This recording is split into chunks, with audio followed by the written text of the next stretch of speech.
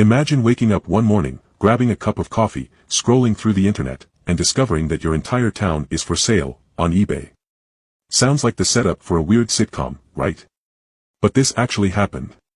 Back in 2002, a tiny town in California, called Bridgeville, was listed for sale on eBay, and the craziest part. Someone actually bought it. So, how does an entire town end up on an online auction site? Who put it there? And more importantly, who won the bid? Let's get into it. Setting the scene, welcome to Bridgeville. First, let's talk about the town itself.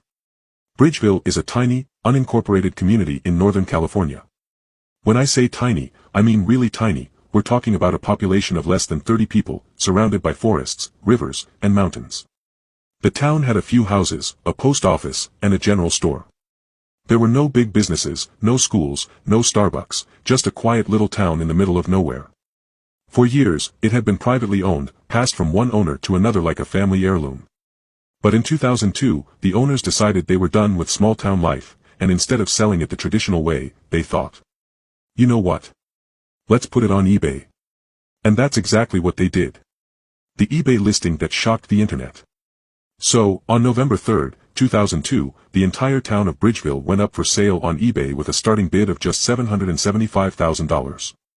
The listing described it as a beautiful historic town with white heavy checkmark 82 acres of land. White heavy checkmark 8 houses. White heavy checkmark a post office. White heavy checkmark a cafe. White heavy checkmark a small river running through it. Basically, if you had enough money, you weren't just buying a house, you were buying an entire zip code. And as you can imagine, the internet went crazy. The auction goes viral. Now, in 2002, selling things online wasn't new, but selling an entire town. That was unheard of. The listing immediately went viral, making headlines across the US and even internationally.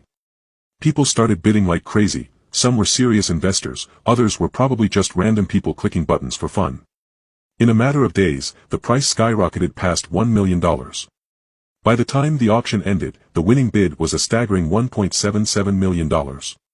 So, who bought it? Meet the new owner. Kind of. The winning bid came from a guy named Michael Keebler, a businessman from Orange County, California.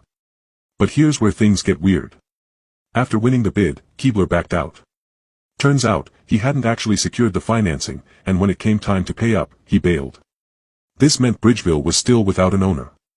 So, the town went back on the market, and this time, it was sold the old-fashioned way, through a private sale.